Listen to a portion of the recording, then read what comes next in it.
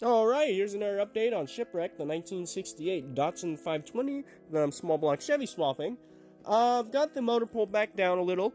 I wanted to make sure that it was good and clean down in there in the valley before I go ahead and throw it down on there permanently. I'm also waiting on some gaskets because it turned out the intake gaskets I ordered were for a larger head, like a 350 head, and the actual gasket part would seal way up here and really close to the edge of the bottom of the head, which I wasn't really comfortable with. I was more afraid if I have a backfire, which, knowing my luck, I will probably fuck up the timing and it'll backfire into the intake and pop out those intake gaskets. So I went ahead and ordered some smaller port gaskets that should be here hopefully soon, and we'll get those thrown on, and then we'll get the intake thrown on.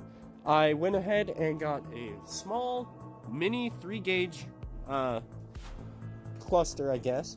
It came with water temp, oil pressure, which is over there, and then battery voltage. I did go ahead and throw the fitting in place of the radiator heater hose. There we go. Heater hose fitting. I pulled that out and put the temp gauge fitting there.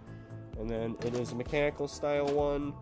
I know these are kind of prone to leaking eventually, but it'll at least work for now, and then I'll have the place on the intake to run a proper one.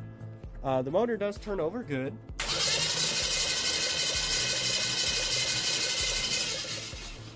And it sounds even across the board. None of the cylinders sound like they're bad. I put plugs in it and it sounds still consistent. I did the old hand check to check vacuum across the intake, and it pulls good vacuum off all cylinders. It feels about even. I do still want to tear this down a little bit and at least replace the timing set, so I can almost 100% guarantee that that is going to be a single roller timing set, and it's got a lot of mileage on it. I mean, you can turn it over by hand and feel the amount of play in the chain. That's all play in the timing set.